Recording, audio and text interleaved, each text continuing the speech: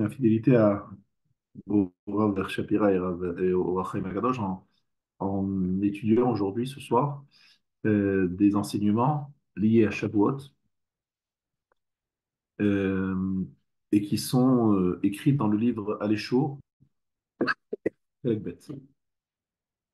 Alors, d'abord, je voudrais vous dire que c'est un show où je vais donner quelques points, quelques éléments qui vont se compléter, mais qui ne sont pas obligatoirement liés l'un à l'autre. Mais on va voir qu'il y a quand même un fil conducteur, mais c'est surtout des points qui me semblent importants de rappeler. Alors, la première chose que je voudrais ici développer, c'est que il y a dans Matan Torah, il y a une introduction à Matan Torah. Matan Torah, c'est pas quelque chose qui se fait comme ça. Il y a une introduction qui est écrite dans Yitro. Vous savez qu'avant Matan Torah, avant qu'on parle des Aseret et Dibrot, il y a quelques versets qui sont écrits. Il y a un échange parce qu'en fait, on va rappeler le timing. Les enfants d'Israël, les Bnei Israël, se trouvent devant la montagne du Har Sinaï, le Rosh Chodesh Sivat. C'est vraiment demain. C'est là qu'ils arrivent. Et c'est là où c'est décrit Vaïchan Israël et Taner. Ils ont campé, et c'est un singulier. On aurait dû dire Vaïchanou, pluriel. C'est écrit Vaïchan au singulier. Que Ish Echad, Belev Echad. Comme un seul homme et avec un seul corps, un seul cœur. Pardon. Donc ça, c'est important de noter cette phrase. Que Ish Echad, Belev Echad, parce que c'est un singulier, Vaïchan. Et ça s'est passé Rosh Chodesh. Mais une fois que Rosh Chodesh est passé, qu'est-ce qui se passe avant Matan Torah? Est-ce qu'il y a des événements? Il y a quelque chose qui. La réponse est oui. Quelle est la date exacte de Matan Torah? 6 ou le 7. Alors c'est incroyable, c'est une date tellement importante dans l'histoire, c'est l'histoire du cosmos, du monde entier. Et pourtant, dans la Torah, il n'y a pas écrit. Il n'y a pas écrit de date. Il n'y a pas écrit de date. Et il y a une discussion entre les Tanaïm pour savoir si c'était le 6, c'était le 7. C'est un Shabbat. Certainement un Shabbat. Est-ce que c'était le 6 Sivan ou le 7 Sivan? Marloquet, discussion. Ça, c'est un point très important. Et on va le voir par la suite. Mais que ce soit le 6 ou que ce soit le 7, il y a déjà une question de savoir qu'est-ce qui s'est passé avant. Alors, le chapitre 19 de Yitro est consacré au départ à cela. Où Moshe Allah el Elohim, Vaikra elav, Adonai min hahar lemor, Kotomar le Bet Yaakov, et Taged l'Ibné Israël. Je traduis. Et Moshe monta vers Hachem. Et Hachem l'appela depuis la montagne en disant: Ainsi tu diras à la maison de Jacob et parlera aux enfants d'Israël. Atem reitem, Asher asiti le Mitzrayim, vaïsa etrem al kanfe, nesharim vavi etrem elai. Vous avez vu ce que j'ai fait à l'Égypte, je vous ai porté sur les ailes des aigles et vous ai amené à moi. Veata, im shamoa tishmeu bekoli, ushmartem et veriti, viitem li segula mikol ha'amim, kili kol ha'aretz. Et maintenant, si vous écoutez bien ma voix et que vous gardez mon alliance, vous serez pour moi le trésor le plus cher d'entre tous les peuples, car toute la terre est à moi. Veatem tihiu li mamlechet kohanim, vegoy kadosh, ele hadvarim asher tedaber bnei Israël. Et vous serez pour moi un royaume de princes et un peuple saint. Telles sont les paroles que tu adresseras aux enfants d'Israël. Donc je pense que malheureusement, ce passage n'est pas assez étudié parce que c'est un point très très important, introductif à ce qui va suivre, qui sont les 10 paroles, décalogue. Qu'est-ce qu'on dit ici? Vous serez pour moi Mamlechet Kohanim Vegoy Kadosh. Qu'est-ce que c'est Mamlechet Kohanim? Un royaume de fait. Alors, on traduit mot à mot, Mamlechet, c'est un royaume, et Kohanim, bah, de Kohanim, de prêtres. Alors là, ça ne marche pas parce que des Kohanim, pour moi, c'est que les descendants de Aaron et personne d'autre. N'est pas Kohen qui veut, n'est-ce pas? C'est une question d'ascendance et ça dépend du père.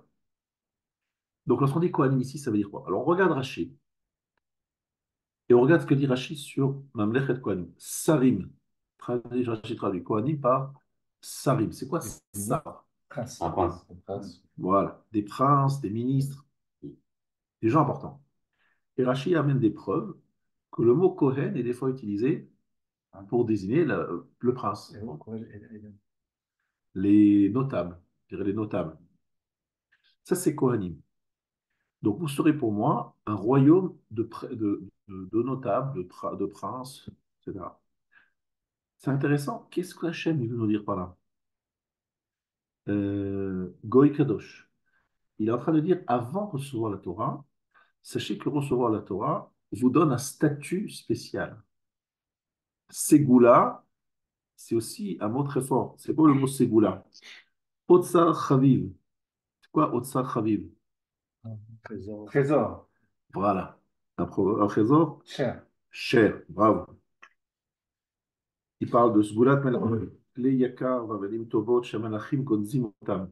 Il parle des pierres précieuses, du trésor royal. Qu'est-ce que fait le roi avec ce trésor royal? Il le met dans un coffre-fort, dans un lieu protégé, parce que c'est des choses qui ont beaucoup de valeur. Donc, Atem Tiuli Segula Mishar Umot, qu'est-ce qu'il dit Hachem en disant ça? Vous êtes mon trésor. Mon trésor à moi, c'est le juif, parmi tous les autres peuples. לא תאמרו אתם לבדכם שלי ואין אחרים אחרי בכם, ומה יש לי עוד שתהי חיבתכם ניכרת, כי לי כל הארץ, והם בעיניי ולפניי לי כלום. Je ne sais pas si je vais traduire mot à mot, mais je vais quand même essayer. Ne dites pas que vous êtes les seuls qui m'appartiennent, parce qu'il y en a d'autres avec vous. Il y a tous les peuples, il n'y a pas que vous. ומה יש לי עוד שתהי חיבתכם ניכרת, כי לי כל הארץ. והם בעיניי ולפניי לי כלום. Eux, ils sont pour moi comme rien. Ah, c'est des mots forts. Hein. Violent. Hein. Ça veut dire qu'en fait, Akadosh Baruch Hu dit, voilà, le but de la création, c'est le peuple juif. Le but de la création, c'est la Torah. Donc toute la Torah commence par le mot Bereshit, qui veut dire deux Réshit. Réshit, c'est la Torah, et Réshit, c'est le peuple juif. Donc voilà, le monde est créé pour ça. C'est quoi Réshit? En fait, c'est lorsque vous avez, par exemple, une maison, pour les construire, comment vous faites? Et vous avez tout un projet, n'est-ce pas? Vous avez un projet, un programme. Et ce projet-là, c'est le Réshit, c'est la prémisse, c'est le début. Akadosh Baruch Hu, lorsqu'il a créé le monde, il dit, moi j'ai besoin d'un peuple et j'ai besoin, donc, et je leur donne la Torah. Voilà, la Torah, c'est ma fille unique. Et le peuple juif, c'est mon Otsar Chaviv, ma Ségoula. Mais de dire Vehem, Be'enai ou le Fanaï, les clous, pour les autres, c'est une quantité négligeable en fait. Ça veut dire, c'est fort, quoi, c'est même violent. Violent.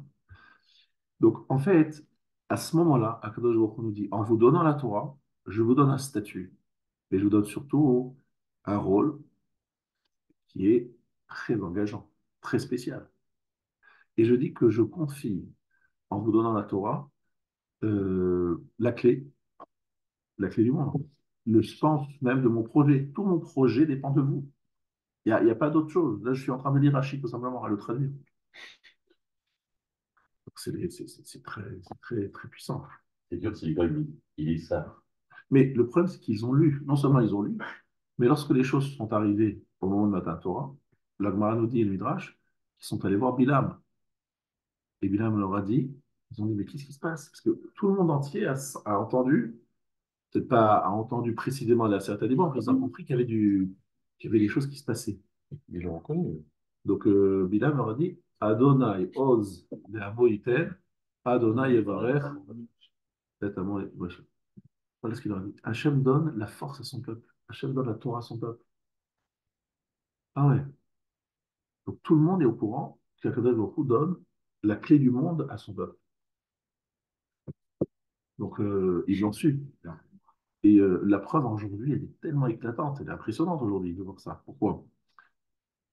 Ça explique beaucoup d'événements. Je pourrais par exemple vous citer la suite un autre verset qui complétera ça. Alors c'est dans le même, c'est dans Yitro toujours. Et c'est après Matan Torah. Alors, Vayomer Moshe El Ha'am. Moshe dit au peuple, Al tiraou, n'ayez crainte, qu'il ba'avour nassot etrem ba Elohim. Ubavoti irato al penechem leviti techetao. Moshe dit au peuple, soyez sans crainte, car c'est pour vous élever qu'Hachem est venu. Et enfin que sa crainte soit sur vos faces et que vous ne péchiez pas, vous ne rencontrez pas de faute.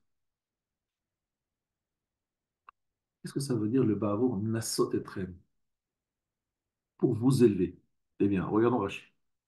Les gadel etrem baolam, pour faire grandir dans le monde. Sheyetse lachem shem baumot, que un nom vous sortira parmi les peuples. Shehu bichvodo nigla alechem, que lui-même s'est révélé à vous. Nasot lachon harama ugdula, c'est élevé, agrandi. Comment? Harim ou nes, parce que le mot nes, on sait tous que c'est un miracle. Et voilà, drapeau étendard. Donc en fait, il nous a mis en évidence.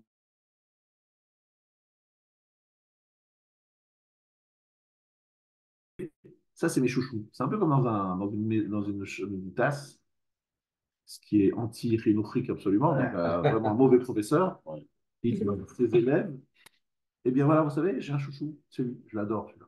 Et il le montre, même sans le dire, il le montre à travers une sorte de réaction, et tout le monde est plein de jalousie pour ce pauvre enfant, qui en même temps est apprécié par son maître, mais d'une façon tellement, tellement évidente, le préféré de leur maître, Comme Youssef Jacob. que ça crée, voilà, un peu comme Yasef et ses frères. Donc il y a une vraie jalousie. Eh bien, c'est exactement ce qui se passe en ce moment. Ouais. Parce que les gens nous disent, mais Israël, on cherche la faille. C'est pas qu'on cherche la faille. Pourquoi est-ce qu'on cherche la faille? Parce que comme on est jaloux d'avoir été mis en seconde position par rapport à Israël, qu'est-ce que se passe dans une classe où il y a de la concurrence entre les élèves? Bien, on essaie de trouver la faille, on s'en profite. Vous avez vu, vous, votre chouchou, regardez ce qu'il fait, regardez ça, hein. Ils essayent de trouver la faille. Et on est comme dans une salle de classe où il faut absolument dénigrer Israël. Absolument. Et donc là, ils ont trouvé quelque chose à se mettre sous la dent. Et donc, ils y vont. C'est assez impressionnant pour ça. Parce que ça date de Matan Torah, à Sinaï. Sinaï, c'est le mot Sina, la haine. Voilà. Et ce que nous, on doit retenir, parce que ce n'est pas un cours sur l'antisémitisme aujourd'hui, ce que nous, on doit retenir, c'est qu'en fait, la Torah nous exige de nous une certaine noblesse, certaine. Et attends, on est un phare pour les nations, on le veuille ou non. Hachem nous a donné un rôle et un projet.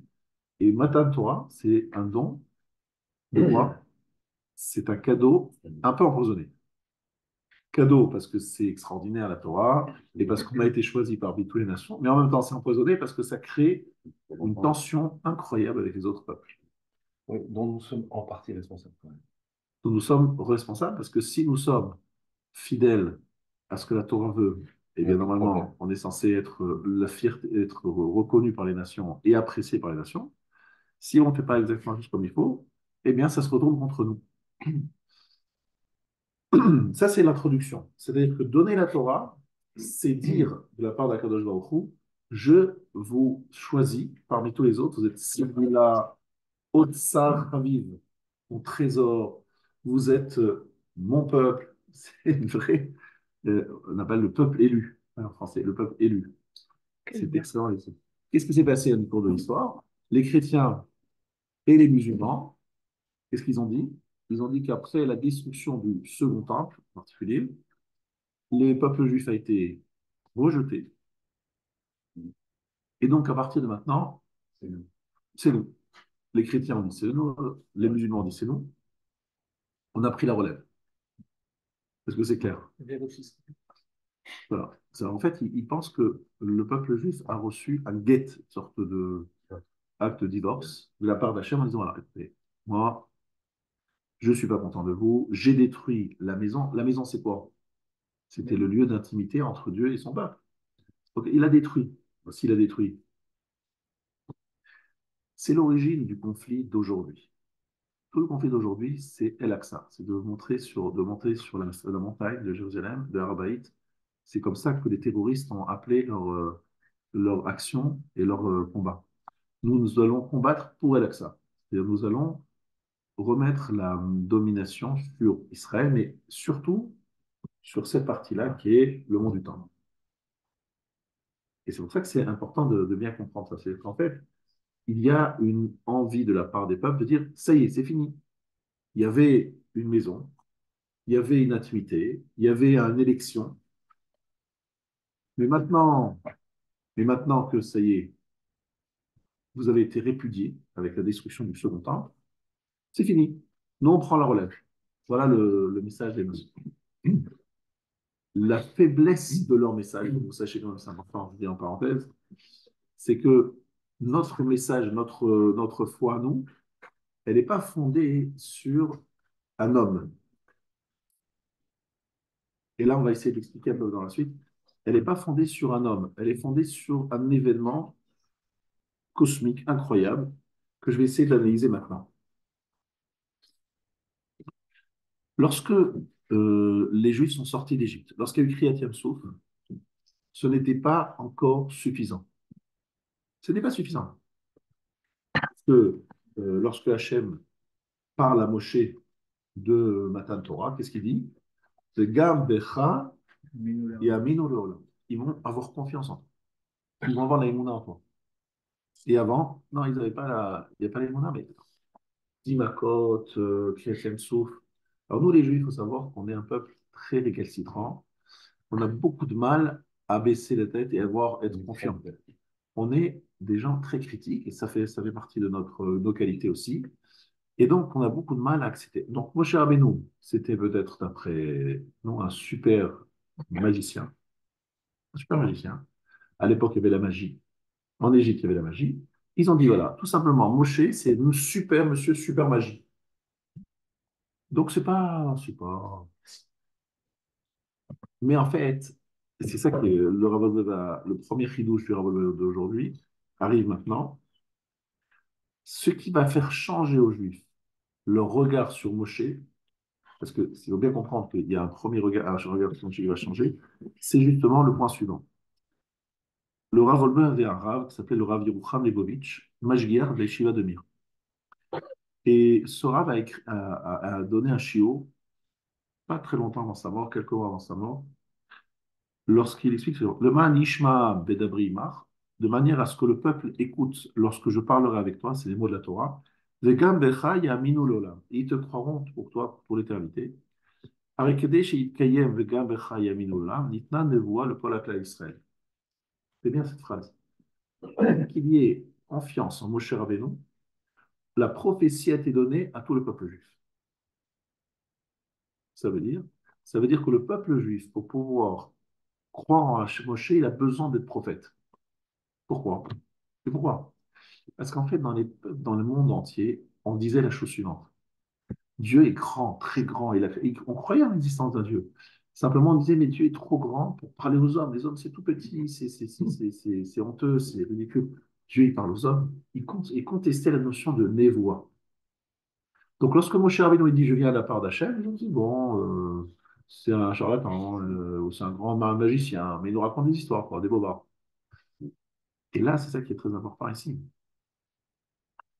Puisque vous allez devenir prophète, vous allez faire cette expérience, ça va révéler à vous-même et au monde entier, mais à vous-même d'abord, que la prophétie existe, que Dieu parle aux hommes. Parce que comment Hachem il s'est révélé au Sinaï? Et je pense une grave erreur qu'il y a dans les têtes, de nos têtes, parce que lorsque nous sommes à l'école, on imagine que le Mamad Arsinaï, c'est un événement que l'on peut filmer. Vous voyez ce que je veux dire? Que l'on peut entendre et voir comme on peut entendre et voir un concert, par exemple. Comme on peut entendre et voir un spectacle. Voilà, c'est comme ça qu'on pense les choses. Mais en fait, non. C'est pas possible de voir les colottes. Rohim est à colotte. On voyait ce qui est audible. Ben, moi, je ne connais pas un concert où on voit ce qu'on entend. Vous connaissez, vous? Ça marche pas. On entend ou on voit. C'est pas Il possible. aurait pu avoir un grade, enfin. Voilà. Mais ce qu'explique le Rav ici, c'est que la raison pour laquelle on peut parler d'entendre, de voir, etc., de mélanger les choses, c'est que ce n'était pas une vision. Et ce n'était pas une audition. C'était une prophétie. Et lorsqu'on est dans la prophétie, il n'y a pas ce que je vois, ce que j'entends, je ne sais. Tout cela se passe en même moment. Il y a une connexion, on va parler en termes modernes, en connexion aux définitions. ou moins haute division, ça dépend du niveau qu'on est, avec Akadosh Baruch Hu, une révélation d'Hachem. Et cette révélation ne passe pas par les sens, c'est ça qu'il faut bien comprendre. Ça passe pas par la vue, par l'ouïe, ça passe par quelque chose d'extrasensoriel. Donc il est très difficile à définir parce que c'est quelque chose que dire, ouais, c'est quelque chose qui passe dans le cerveau comme ça. On sent, alors je sais pas, je suis pas prophète, je dis ce que le Rambam dit, le prophète tombé inanimé, comme dans un coma. Et Hachem lui parlait directement dans son cerveau. Alors qu'est-ce qui se passe exactement? Je ne sais pas, mais c'est de la prophétie, c'est pas quelque chose qui rentre dans quelque chose qu'on connaît, dans une case qu'on connaît nous. Vous voyez? Comment tu loges le verset sur la vue, la vision des voix? Voilà. C'est pour ça que la notion de voir ce qui est entendu, on va voir dans quelques instants, ce qui est normalement de l'ordre de l'ouïe, c'est-à-dire, je vous dis, Dieu existe. Monsieur le rabbin, Dieu existe? Oui, Dieu existe. Ça, c'est quelque chose que tu entends. Est-ce que tu veux voir Dieu? Non. Donc, ça veut dire quoi? Ça veut dire que tu as l'ouïe, qui est vraiment un niveau beaucoup plus moins puissant que la vue. Lorsque tu vois quelque chose, ça a un impact beaucoup plus important. Être capable de voir ce qu'on entend, ça veut dire être capable de ressentir comme une existence certaine l'existence d'un Hachem, c'est-à-dire avec une vision. Je le vois, Hachem, il est là. Mais comment on peut voir Hachem? Hachem, il est spirituel, comment on peut le voir avec des yeux? Comment est-ce qu'on peut avec des yeux voir Hachem? C'est pas possible, c'est On, pas un être qu'on peut percevoir avec le. Mais on c'est entend pas Hachem on qu'on le voyait. voit par nos oreilles. On le voit par nos oreilles parce qu'on On en le voit entend par nos parler. oreilles. Non, parce par rapport à notre observation, on voit sa trace. Alors, on voit sa trace. Le problème, c'est que dans Matan Torah, il y a eu beaucoup plus que ça. Ah, oui, on voit Kol Hadorak. À Matan Torah, il y a eu Mikol Tovrakim. Mikol Tovrakim, c'est que le Sviva, ce qui est vraiment le Gilui Shekhinah. C'est vrai que c'est difficile à dire avec des mots. C'est que Kadosh Baruch Hu, il a ouvert tous les cieux. Et en bas par terre, il a dit voilà, il y a quelqu'un, c'est la fait. Genre, entre guillemets, je présente ça comme ça. Il y a quelqu'un, personne n'a répondu, évidemment, parce qu'il n'y avait personne. Il a dit En od milvado. Et comment est-ce qu'il a communiqué avec nous? Au départ, c'est un mode qu'on appelle extrasensoriel, dans lequel il y a une perception prophétique, où Akadosh Baruch Hu nous parle directement de nos schémas, à travers des théories, des images qui viennent dans notre cerveau et qui captent directement l'intention de notre schéma. Donc c'est difficile pour moi de trouver les mots, c'est vrai, Oui. mais je veux dire que ce n'est pas quelque chose que l'on entend, que l'on voit, c'est quelque chose qui est appelé Rohim et Takolot, on voit ce qu'on entend, parce qu'en fait, on sait que ce n'est pas possible, donc ça veut dire que c'est une perception différente que celle qu'on a aujourd'hui. Et parce que tu penses qu'on cherche, on comprenait qu'on pouvait voir Dieu. Mais c'est pas ça. Moi, j'ai pas compris ça. Moi, j'ai compris qu'il nous envoyait comme la lumière de l'étoile qui réagit. Je vois un signe, comme tu disais. Je vois les Oui, voix. alors c'est ça le problème, c'est que je voulais dire que c'est une vision beaucoup plus puissante que celle que tu veux dire. D'accord. Et c'est pas du tout une vision comme ça, là, c'est une vision beaucoup plus puissante. C'est voir Hachem. Alors, voir Hachem, c'est quelque chose qui est contradictoire avec un grand principe qui est Mm. lo yirani ha'adam Bah oui, v'chai. Un homme ne peut pas me voir et continuer à vivre. bien sûr. Et d'ailleurs, c'est ce qui s'est passé. Parce que lorsqu'ils ont vu Hachem, ils sont morts. Exactement. Et qu'est-ce qui s'est passé? Kadosh Baruch Hu a dû les ressusciter. Encore il a parlé une deuxième fois, ils sont de nouveau morts. Parce qu'ils ont vu Hachem, et donc ils sont morts. Parce qu'ils l'ont irani Adam Vachai. C'est exactement ça. Et ce qui s'est passé, c'est une forme de triatamétie, une résurrection des morts. Et là, à ce moment-là, cette tria, cette résurrection, leur a permis de, entre guillemets, quelque part, de se purifier et d'arriver à l'état d'Adam Rishon avant la faute. Donc, ils sont arrivés à un niveau spirituel très, très élevé grâce à cette mort purificatrice. Cette résurrection, ils ne sont pas revenus comme ils étaient avant. Ça a totalement effacé le Yitzhara à travers Anochi Hashem Elokera, la première parole, et Lo Yelcha Lemachim, la deuxième parole. Là, on les a nettoyés à fond. C'était le karcher absolu. Mais comment ça s'est passé? Bah, l'effacement du corps, l'effacement du corps. C'est ça que c'est pas une sublimation des sens, c'est l'effacement des sens. C'est ça qu'il faut bien comprendre. Ça s'est effacé. Et Hachem a communiqué avec eux d'une autre façon. Parce qu'on a parlé de coma pour un prophète. Là, c'est la mort. Donc, c'est-à-dire que vraiment, ça les a. C'est important de voir ça parce que quelque part, dans la Gemara, on nous dit, à propos de certaines personnes qui avaient certaines réactions, celui-ci, ses ancêtres n'étaient pas debout au pied du mont Sinaï. en disant celui-là, il a une réaction qui n'est pas adaptée à un bon juif, même un mauvais juif.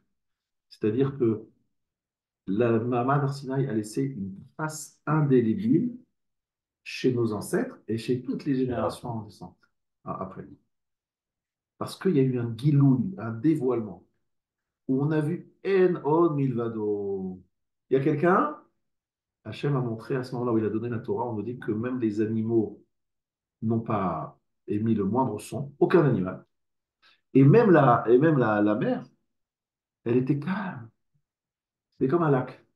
C'est-à-dire, il n'y a aucun bruit, il n'y avait même pas le bruit des vagues. Et en fait, qu'est-ce qu'il a fait Hachem? Il a mis le silence dans tout le monde entier. Et il a parlé pour montrer quoi? Pour montrer qu'en fait, En Od Milvado, c'est lui qui est le patron. Il n'y a rien d'autre.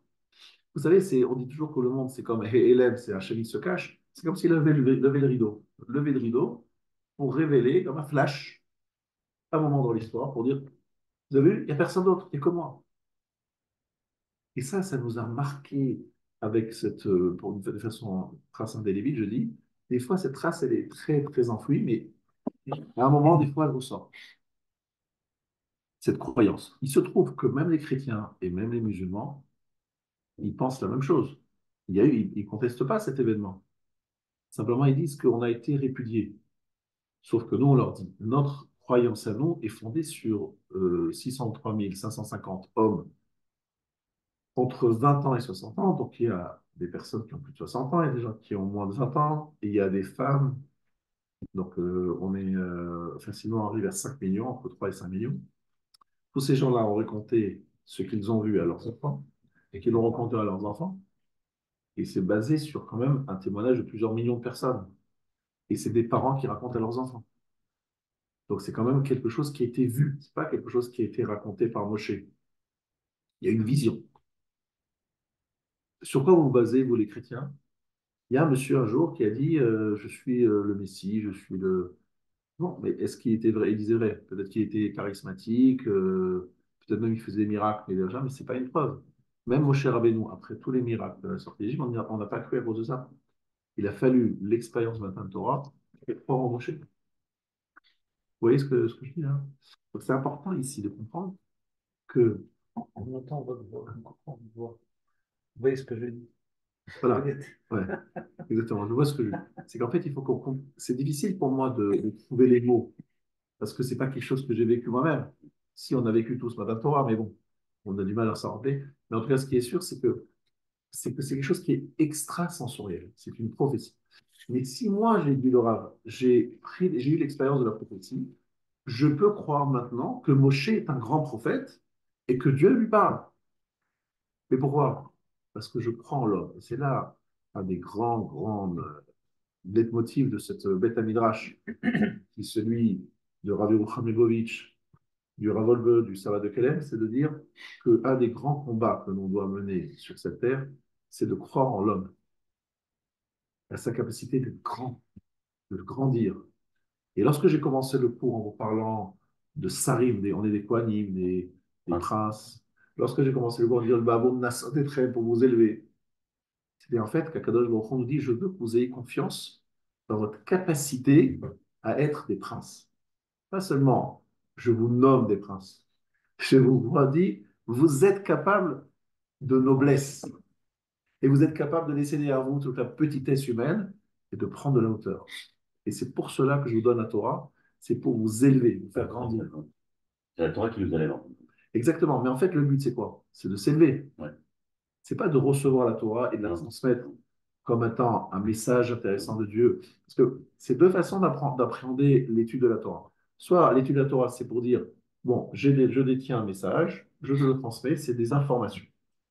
Et il y a une autre façon de voir le matin Torah comme étant un moment où Hachem nous dit, je vous ai donné un outil, vous avez compris, un outil pour vous transcender et vous élever et vous grandir et vous transformer complètement. Vous êtes prêt à l'accepter? C'est-à-dire quoi l'accepter? C'est croire dans votre capacité à vous à prendre de la hauteur et vous changer. C'est ça le point important. Est-ce que vous croyez dans la capacité de l'homme de sortir de cette fameuse phrase tous pourris et de se dire on est des gens mechoubadim en fait. Il faut juste qu'on ait l'outil pour pouvoir travailler ça. C'est difficile sans outils. Qu'est-ce que je vais faire toute ma journée? C'est quoi mon programme? Qu'est-ce qui me permet d'accéder à cette grandeur? La Torah, c'est le moyen. Est-ce que voir ce qu'on entend, c'est pas aborder directement sans l'interpréter? Parce que quand on entend quelque chose, il faut que l'intellect l'interprète. Et Exactement. voir ce qu'on Bravo. entend, c'est-à-dire il n'y a pas d'interprétation. Il y a un message direct sans interprétation. Exactement. Lorsque, par Mhm. exemple, vous dites, je vois ce que j'entends, vous avez bien raison de me dire ça. Lorsque j'entends quelque chose, il y a le cerveau qui analyse l'information Et donc moi que j'interviens. et qui, donc, il y a plein d'éléments qui rentrent en compte pour pouvoir analyser le message ou l'information qui t'arrive. Mais là, en fait, c'est une information qui va directement au fond de vous-même, à votre neshama, et qui communique avec votre neshama en disant, mais jamais oui, évidemment, on se connaît quelque part, à une reconnaissance, parce que neshama. Et c'est pas que la neshama, même le corps est impressionné, mais sans arriver et sans passer par l'analyse du cerveau. Le soir. C'est quelque chose qui s'impose. Prenons un exemple très simple. Est-ce qu'il fait jour ou nuit maintenant? Je vous pose cette question, vous dites, mais de quoi il parle, monsieur le rabbin, il est un petit peu fatigué. Il suffit de lever les yeux, même pas sans lever les yeux, il fait jour, quoi. Il fait jour. Je ne fais pas réfléchir, analyser. C'est une constatation. Il fait jour. C'est pas? Akadosh Baruch Hu, ce jour-là, il s'est révélé comme étant une évidence qui s'impose d'elle-même. Et non, il n'y a rien d'autre. Il existe, il nous parle, et ce qu'il dit, ça s'impose. C'est la méthode, c'est la vraie réalité. En fait, il a fait tomber le voile qu'il y a sur le monde et il a révélé ce qui était vraiment le monde. Pour vous donner un petit peu un rappel, une gematria que vous connaissez, la valeur numérique, Macom, ça veut dire l'endroit, le lieu. C'est quelle valeur numérique le mot Macom, Serge? Même. 40, Kouf, 100, 100, Vav. 6, Même. 40. Donc c'est 80, 186. plus 100, plus 6, c'est 186. Bon. Tu prends le Yud K, Vav K, et tu le multiplies, Au carré. le Yud par le Yud, non pas au carré, Non. Yud par le Yud, Factoriel. Yud par Yud, Non, pas 100, 100, 100, He par le He, 25. 25, Vav par le Vav, 36, et He par le He. Donc vous obtenez 25, vous obtenez 186. Pourquoi? Parce que lorsque vous avez une surface, comment vous calculez la surface? En multipliant Longueur par heure. longueur par largeur. Donc Yud Ke Vav Ke fois Yud Ke Vav Ke, c'est la valeur numérique du monde Makom, de l'endroit. de C'est Dieu. partout. Et Makom, ça veut dire quoi? Qu'il est le lieu du monde, c'est quoi? Il est le Makom, c'est bizarre ce mot-là. Makom, c'est-à-dire lorsque je dois poser un objet, il faut bien que je le pose sur quelque chose. Si je ne le pose sur rien, il va tomber. C'est Mekim, celui qui tient le monde. Le monde tient. Non, en vérité, Akadosh Baruch Hu, c'est plus que tenir le monde. Il est celui qui donne l'énergie, l'existence. Il est même Malé Kol Haolam, il remplit le monde entier. Malé Kol Haaretz Kevodo, Melo Kol Haaretz Kevodo. C'est difficile à percevoir tout ça. C'est des choses qui sont lointaines, loin. Pour notre cerveau, c'est compliqué. C'est pour ça qu'Akadosh Baruch Hu, au moment de Matan Torah, il a fait deux choses. Il s'est révélé de façon évidente et il a fait en sorte que nous ayons les moyens de le percevoir. Donc, il nous a donné un Kéli. C'était pas évident. Il nous a rendu prophète alors qu'on n'était pas au niveau d'être prophète. Il a dit, je vous offre un cadeau. Vous êtes prophète. Toutes les personnes qui étaient là au Mont Sinaï étaient prophètes. Donc, c'est un énorme cadeau. Le Erev Rav n'a pas eu ce cadeau. Il n'a pas vu. Mais il était présent, le Erev Rav, parce qu'il était là. Et il n'a pas vu. Pourquoi? Parce qu'il n'a pas eu le Kéli. Hachem ne lui a pas offert le cadeau qui est le prophétie. Donc, c'est sûr qu'il a vu voir des éclairs et des tonnerres, mais il n'a pas entendu, il n'a pas assisté vraiment à Matan Torah. Est-ce qu'on peut dire peut-être que Erva, tout ce que c'est les Égyptiens qui sont sortis en même temps que les qui se sont Donc, mélangés, qui ont voulu se convertir. C'est des Égyptiens qui ont été très impressionnés par les dix Makot, les 10 plaies. Ils ont dit, ah là là, les Juifs, c'est les puissants, donc on va les suivre. Ils voulaient se convertir. Et cette conversion s'est jamais été passée dans des bonnes conditions, parce elle était fondée que sur parce qu'ils ont été impressionnés, quoi. Ils ont été bluffés par les Juifs. Ça n'a pas été une démarche très pure. Et ça n'a pas donné grand-chose. Et ça a plutôt été des personnes qui n'ont jamais vraiment adhéré. Oui, Excusez-moi. il y avait d'abord. ça, les gens personnes. Je pensais que les Erev Rav, en fin de compte, au départ, les Juifs, le peuple juif, quand il a quitté l'Égypte, ils n'ont pas dit à Pharaon qu'ils allaient partir définitivement. Ils ont dit qu'on part pour 3 jours, pour quelques jours, et qu'ils allaient revenir. Donc, en fin de compte, ce que j'avais compris, c'est que Pharaon, avait délégué des REBRA pour suivre le peuple juif pour voir si vraiment il fallait revenir. Et c'est ce que j'avais pensé comprendre, quoi. Alors, non, c'est des d'erreur. Le REVRAV, ce n'est pas une délégation de Pharaon. Le REVRAV, ce sont des gens qui, spontanément, ont dit on veut suivre Moshe. D'accord. Moshe a accepté de les prendre. Hachem il a montré qu'il n'était pas spécialement pour, mais il n'était pas contre. Il n'a pas dit je suis contre. Moshe les a acceptés. Ils étaient très enthousiastes parce qu'ils ont dit on a découvert le peuple, etc. Mais finalement, il s'avère que ce n'étaient pas des gens très vraiment à la conversion. D'accord. La nature revient au galop. Oui, mais ce n'est pas une question de nature parce qu'il y a des gens qui se convertissent comme Ruth. Moi, je trouve ça extraordinaire de voir que lorsqu'on arrive Shavuot, Machine. on va lire Yitro Ouais. et on va lire Yirout. C'est fou. Ouais. Ce don converti. Même lettre. Et Matan les Torah, mêmes il lettres. faut. Matan Même Torah, il faut. descriptions, hein. Et c'est les mêmes lettres. Ouais, Quoi? Route, trop, c'est les mêmes lettres. presque, il reste Et un ils Yud. l'ont envoyé au doigt. Mais en fait, c'est Torah. incroyable de voir ça. C'est que le converti à l'honneur, pourquoi la paracha de Matin Torah, c'est Yitro, on le lit le matin, on lit l'après-midi Megillat Ruth, c'est deux convertis, on est Parce que, parce que dans la paracha de Yitro, pourquoi on met les 10 commandements dans la paracha de Yitro? Yitro. C'est parce que pour nous dire que la Torah, les 10 commandements sont accessibles à tout le monde. C'est-à-dire même les goïms, ils peuvent être. Alors, j'entends ça. On peut dire que c'est parce qu'il a eu un mérite extraordinaire de rechercher alors qu'il n'était pas du tout né là-dedans, etc. Et moi, je vais te dire la vraie réponse. La vraie réponse, je l'ai reçue de Raphaël Friedlander, au nom du Ramchal, un samedi soir à la yeshiva de Ponevitch. Il nous a dit comme ça, il nous a dit qu'en fait, et je vous l'ai dit plusieurs fois cet élément déjà, c'est que pour percevoir le vrai, le émet, il y a deux façons. Il a donné l'exemple de la sculpture. Soit la sculpture se construit par addition, soit par soustraction. C'est quoi la soustraction? Vous prenez un bloc et vous enlevez Ouais. des morceaux Ouais. jusqu'à ce que vous fassiez apparaître une sculpture. Soit vous prenez des morceaux d'argile, de fer, voilà, toutes sortes de métaux, et vous les associez les uns aux autres et vous créez une sculpture. Akadosh Baruch Hu, il a dit comme ça. Moi, se révéler à vous, ce sera toujours très, très décevant. Pourquoi? Parce que si je dis par exemple à Akadosh Baruch Hu qu'il est Baal Chesed, ah, Akadosh Baruch Hu, il est généreux. Dans mes mots à moi, dans ma perception à moi, c'est très réducteur. C'est un Dieu, c'est infini. Lorsque je dis qu'Akadosh Baruch Hu, il est ceci, il est cela, ça ne veut rien dire. Je suis un être fini, limité, et lui, il est infini. Donc l'infini ne pourra jamais être défini, par définition, si on peut dire comme ça. L'infini, il n'est pas définissable, parce qu'il est infini. Comme nous sommes des gens de définition, puisque nous sommes finis. Donc automatiquement, notre vocation de décrire Hachem du côté positif par addition est vouée à l'échec. Alors quelle est la meilleure façon de le... De s'annuler, soustraire. En plus, on a un cerveau qui n'est pas bien, il est pas bien paramétré pour ça. Alors quelle est la seule façon d'y arriver? Soustraction. C'est lorsqu'on parle de 1.0, le système binaire, c'est exactement ça. Alors, dites-moi, j'ai eu tel et tel événement qui m'est arrivé. B m'y crée par hasard. Ah non, surtout pas, c'est pas le hasard, monsieur, c'est Hachem qui était là. Donc, lorsque, au fur et à mesure de l'histoire, je vais être un peu plus proche de notre réalité.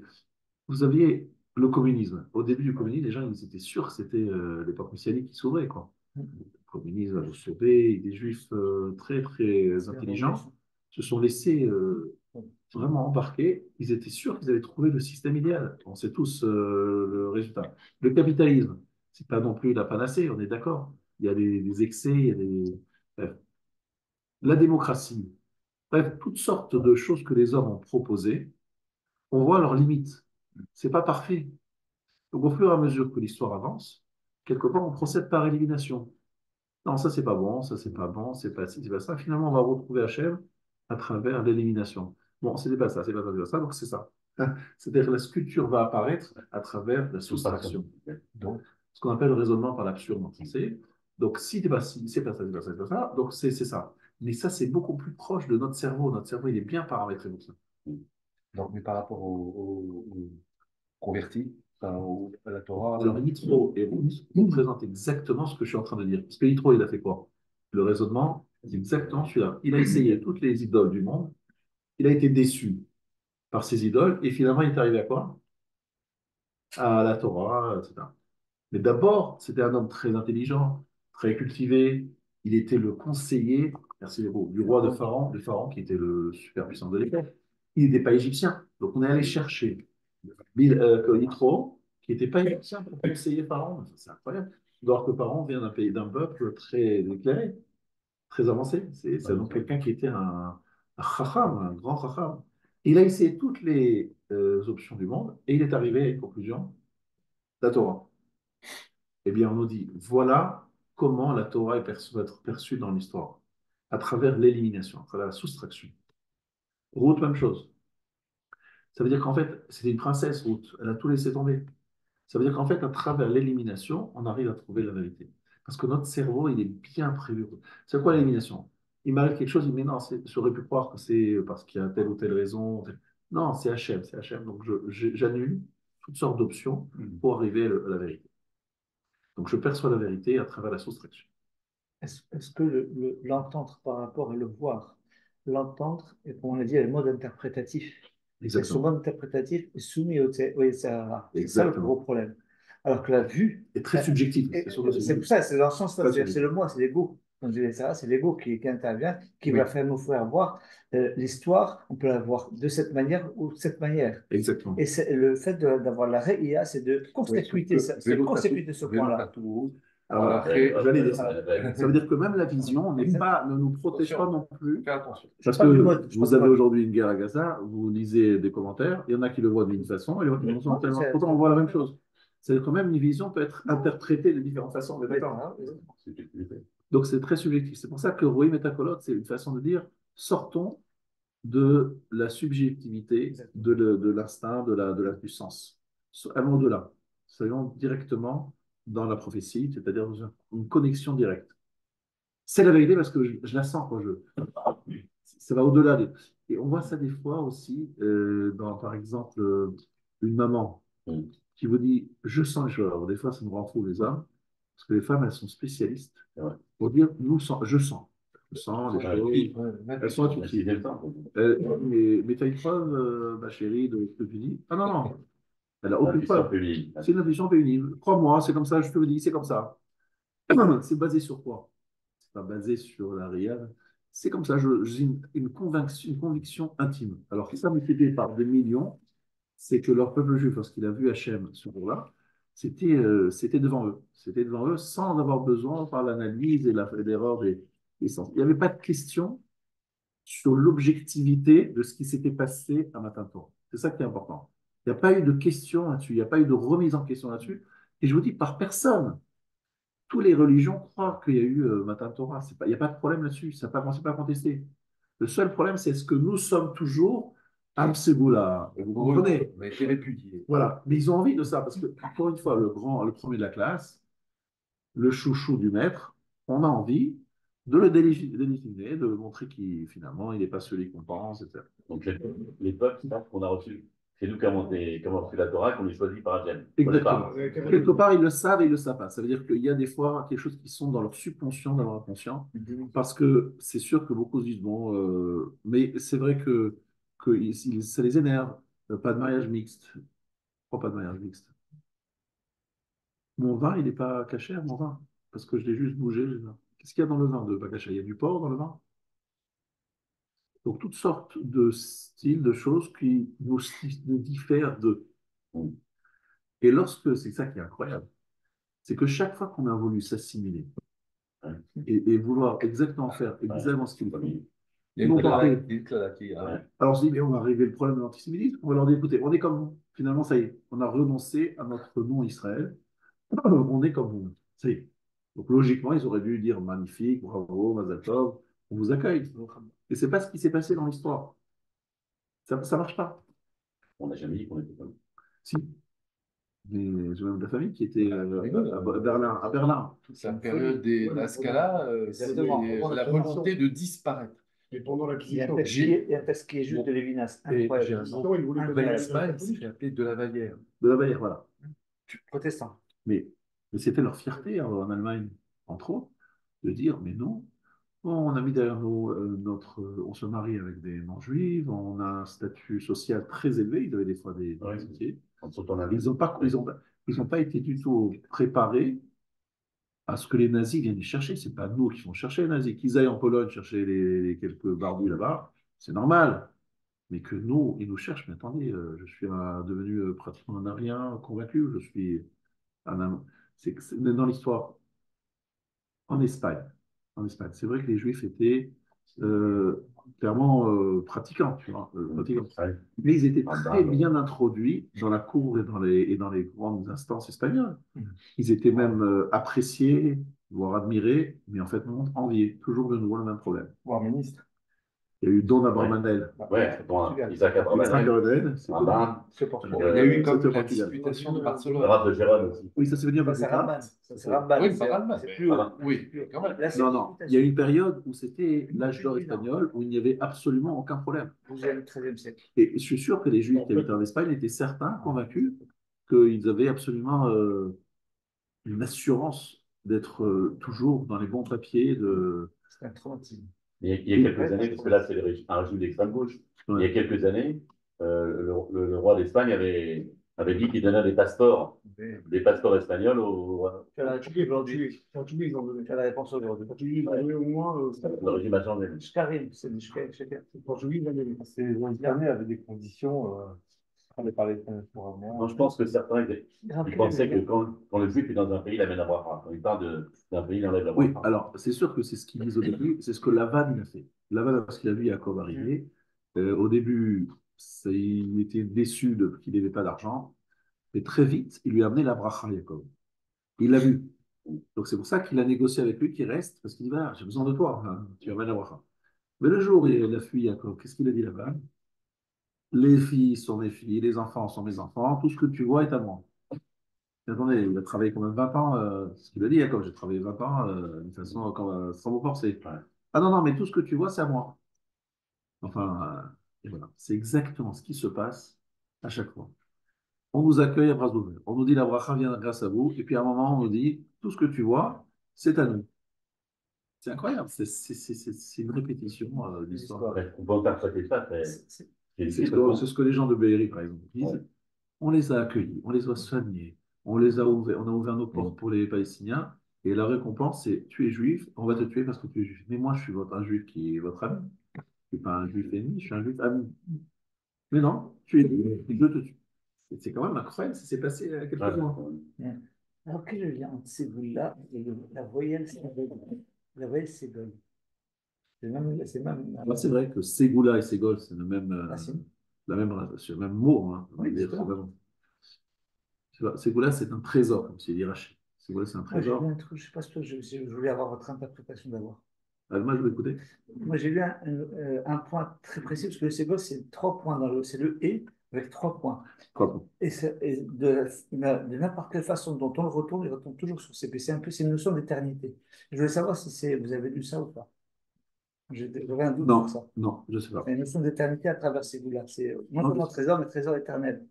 C'est une éternité. peut-être, je ne sais pas. J'ai jamais pensé à ça.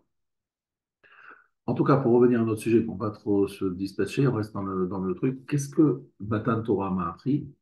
Il m'a appris En Od Milvado, qu'il n'y a rien par lui. Il m'a appris que je suis Ségoula. Pour dire Ségoula. Trésor. Il m'a appris que je suis un trésor, que je suis quelque chose de particulier, que j'ai un destin particulier. Donc, il m'a donné une feuille de route. Et il m'a surtout montré que finalement, mon rôle sur Terre n'était pas celui de tous les autres peuples, était particulier, et que je devais être à la hauteur de cette mission. Et cette mission, c'était quoi? C'est de dire à tout le monde, En on milvado. Voilà. C'est l'exclusion de toute autre croyance. À l'époque, c'était très difficile, même aujourd'hui, mais c'est très difficile à l'époque d'y croire. Vraiment, c'était très difficile d'y croire. Ça va très loin, cette croyance de En on milvado, parce que je vais vous expliquer ce que dit le Rav Chaim Shmulevitz. Dans un Mahamar, il dit la chose suivante, quelque chose de très intéressant. Vous savez tous que lorsqu'on était devant le Yamsou, il y a eu Narshon ben Aminadav qui s'est jeté. Mais si on parle de Narshon, c'est que les autres qui s'y faisaient dans cette affaire, Il attendait. ils ne voulaient pas se jeter. Non. Il attendait que Moshe intervienne. Et lui, il pose la question, il dit, mais comment ça se fait? Non, non, l'ordre avait été donné. Marchez. Ah ouais. Et le seul qui s'est jeté à l'eau, c'est Narshon. Certains disent que aussi le prince de Binyamin. Mais en tout cas, ce que je veux dire, c'est qu'il y a eu très peu de monde. Alors, on est plutôt habitué à un peuple, on sait, le peuple qui donne sa vie pour Hachem, ce n'est pas quelque chose d'étonnant chez nous. depuis Abraham et Yitzhak avec la Kedat Yitzhak, la Messiah Nefesh, même chez des gens simples, bah, ça se fait malheureusement encore aujourd'hui. Avec la question de savoir, mais comment ça se fait qu'il y a eu si peu de candidats? Et on leur a dit, jetez-vous à l'eau, il n'y en a qu'un seul, ou peut-être deux, enfin, très peu de gens. La réponse que donne Raphaël Shmulevitch, c'est que là, il leur a dit, jetez-vous à l'eau, pas pour mourir, parce que pour mourir, il y en aurait eu beaucoup. C'est qu'il leur a dit, jetez à l'eau pour être sauvés. Il leur a dit, passez et vous allez être sauvés. Il leur a pas dit de donner leur vie. Il leur a dit, allez-y, vous serez sauvés. Ils se regardent, ils disent, non, mais je sais pas si vous jette à l'eau, de l'eau, on va pas être sauvés, là, on va mourir. En fait, Narshon Ben Aminadav, il a compris que là où Hachem lui demandait d'aller, peu importe, se jeter à l'eau, monter, descendre, courir, s'arrêter, peu importe. Si je fais ce qu'Hachem m'a demandé de faire, je suis avec Hachem et rien ne peut m'arriver. Mais cette perception des choses, c'est facile à parler lorsqu'on est sur un fauteuil, oui, mais si lorsqu'on veut bien réfléchir, c'est pas évident de voir ça, de se mettre jeté à l'eau et de se dire là où on me demande d'aller, j'irai, c'est pas un problème. C'est pour être sauvé, dans le but d'être sauvé. Ruth, elle a laissé tout tomber, elle est allée vers l'inconnu. À qui elle suit? Elle suit une belle-mère qui est qui a perdu son mari, qui est sans le sou et qui en plus ne va pas du tout recevoir un bel accueil en arrivant à Bethléem parce qu'elle est partie au mauvais moment, en laissant tout le monde tomber. Donc elle va prendre l'option la plus terrible. L'option, il y a, mais il dit voilà, si Hachem, si je suis à côté de Naomi, je vais l'accompagner, je vais faire ça. Magnifique, c'est une démarche extrêmement noble. C'est ce qu'a fait Narshon. Il a dit moi, Hachem nous dit d'aller, on y va. Alors voilà, il nous dit de marcher dans le désert, il nous dit de marcher. Il nous dit d'y aller, on y va. Il n'y a pas de doute, hein, c'est bien ce que Hachem t'a dit, oui, on y va. C'est extraordinaire, cette approche de Narshon à la Ménada. Ça pour vous dire que le clan Israël, au moment de Matan Torah, il a scellé donc une alliance avec Hachem dans laquelle il dit à Kadosh Baruch Hu, et Kadosh Baruch Hu, c'est vrai, nous sommes ceux qui allons porter la bannière, le Nes, on va se mettre en avant, on va dire le monothéisme. Dans un monde de paganisme, être ceux qui portent le monothéisme, c'est quand même assez fort. C'est parce qu'un peu fort. C'est très fort. D'aller à l'encontre de tout ce que pensaient les gens qui sont à leur époque. Abraham, il a fait. Pardon? Abraham, il a fait. Et Abraham, il a fait. Ils sont vraiment les 10 descendants d'Abraham, de Yitzhak, de Jacob, qui ont vraiment de face à tous, devant tout le monde. Et pourquoi je dis ça? Parce que tout ça dépend de la croyance que nous avons, de notre capacité d'être, comme le dit ici le Rav, Adam Binkar, un homme de qualité, un homme noble. Est-ce que nous sommes capables de porter une telle mission? Est-ce que c'est possible? Et là, effectivement, le moment de Matin de Torah, c'est un moment où on doit prendre non seulement conscience que Enon Milvado, mais que nous sommes capables de porter cette mission, que nous sommes capables d'aller au-delà de nous-mêmes, que nous sommes capables d'être des gens mechoubadim et d'avoir une dimension spirituelle très élevée. Et pour y arriver, Akadosh Baruch Hu nous a fait quand même un petit cadeau, un grand cadeau. Le Mizmor dans Télim dit Oznaim karitali. Littéralement, tu as creusé pour moi des oreilles. C'est-à-dire qu'Akadosh Baruch Hu, qui est Matan Torah, les gens oublient de ça. Il n'a pas seulement donné la Torah, il nous a donné les outils pour la recevoir. Il a créé le Kéli pour recevoir. Et quel est le Kéli? Il a fallu qu'il dévoile Enon Milvado, qu'il n'y a rien par lui, pour qu'on puisse recevoir la Torah. Pourquoi? Parce que si on n'avait pas eu cette introduction et cette préparation, on n'aurait jamais pu entendre la Torah et l'accepter totalement. Parce que dans la Torah, il y a des choses qui gênent, qui sont difficiles à comprendre, des choses qui nous paraissent bizarres.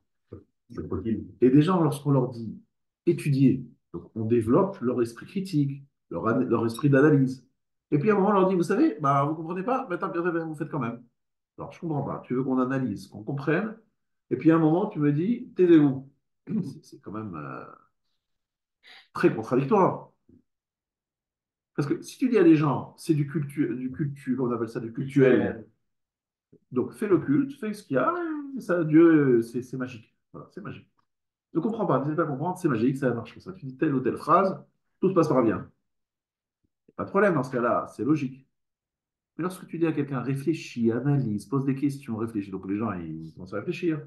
Et puis à un moment, tu leur dis, mais vous savez, finalement, il n'y a pas d'explication là-dessus. Mais il faut comprendre, je ne comprends pas. Il y a pas, on réfléchit, on ne réfléchit pas. C'est quoi l'histoire là? On se parle de qui? Mais je veux dire, c'est ça qui est très très beau à comprendre, c'est que le fait de recevoir la Torah, c'est une grande humilité, qui s'appelle Bamidbar. Bamidbar, c'est un désert. C'est que quelque part, on doit être comme un désert. Il n'y a pas d'idée préconçue, il y a une acceptation et en même temps, il y a une analyse. Effacement de soi. L'effacement de soi et l'analyse, en général, c'est un pas ensemble. C'est contradictoire. Et pourtant, c'est ce qu'on exige de nous pour recevoir la Torah. Alors que nous a donné le corps, la force de recevoir, d'écouter, d'analyser et de se la fermer. C'est dingue. Pour mieux De se la comprendre. fermer. Pour mieux comprendre. Pardon? Pour mieux comprendre. Alors, pourquoi se la fermer? Parce que quelque part, c'est un peu ce qui se passe lorsque un papa et une maman s'occupent de leur enfant. Si l'enfant il a confiance en ses parents, même s'il ne comprend pas, il dit mon père, ma mère, ils m'aiment. S'il me demande ça, c'est pour mon bien. Exactement ce que nous devons avoir par rapport à Hachem. Hachem nous demande fais ci, ne fais pas ça. Il nous aime, même si nous on ne comprend pas, on a confiance. Ça s'appelle la Emouna. Si on n'a pas la Emouna, on a trop de questions sans réponse. Alors déjà, je vous rappelle que notre cerveau étant très limité, comme j'ai dit au début du show, il y a des questions sur lesquelles il n'y a pas de réponse. Et vous savez, j'ai déjà dit plusieurs fois aussi dans ce cadre, que la raison pour laquelle on n'a pas de réponse, je donne toujours l'image du patron d'IBM. Le patron d'IBM, Monde, il a 450 000 employés. En tout cas, à l'époque, c'était 450 000, je ne sais pas si on a toujours. Et il donne une mission au patron d'IBM France. Le patron d'IBM France, il rencontre le patron d'IBM Monde et il lui dit, je ne comprends pas. Pourquoi vous me donnez cette mission-là? Pourquoi pas celle-là et pourquoi pas celle-là? Il dit, écoutez, c'est très simple. Je dirige une multinationale dans le monde entier. J'ai fait mon analyse. Tel pays, il doit faire ça. Tel pays fait ça. Chacun fait son travail et ensemble, on arrive à créer un beau produit qui s'appelle le produit IBM.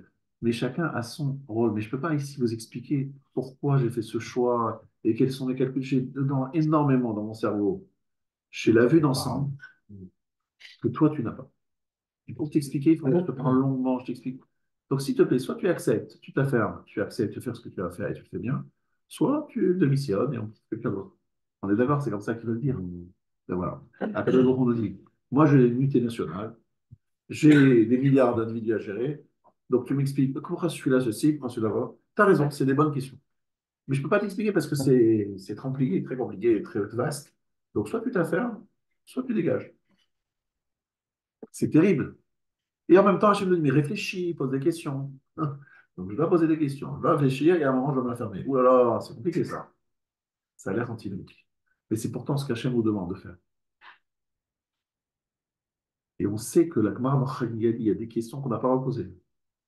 Ma lifnim, on va aller à force, c'est-à-dire, qu'est-ce qu'il y avait avant? Mais dis-moi, monsieur le rabbin, qu'est-ce qu'il y avait avant la création de ce monde? Je ne sais pas. Moi, monsieur le rabbin, vous ne savez pas? Non seulement je ne sais pas, mais je n'ai pas le droit de poser la question. Mais pourquoi tu n'as pas le droit? C'est quoi là? Il sourd l'interdit. C'est que c'est votre problème, monsieur Rabat?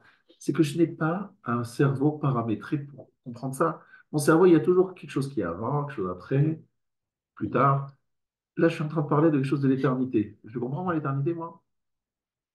Je comprends pas. Bon, alors, s'il vous plaît, là, c'est bon. On ne va pas perdre de temps. Ça ne sert à rien de poser des questions quand on n'y a pas de réponse possible parce que notre cerveau, qui est un grand ordinateur, n'a pas été paramétré pour ça.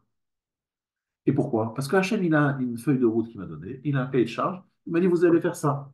Il n'avait pas besoin de savoir ce qu'il y avait avant, mais après, ce n'est pas votre problème. C'est qu'est-ce que vous avez à faire maintenant? Vous avez ce qu'il y a à faire maintenant? Allez-y. Posez pas de questions. Vous avez posé des questions, réfléchissez, et soyez capable de dire, je ne sais pas. Et ça s'appelle Naaseh Venishma. Naaseh Venishma, c'est-à-dire si et la confiance. S'il n'y a pas d'émouna, il n'y a pas de temps. Voilà un petit peu ce que je voulais partager avec vous aujourd'hui. Je vous souhaite une bonne soirée. Et surtout, un bon mois. Rosh Chodesh Mevorach. Amen. Amen. Merci beaucoup.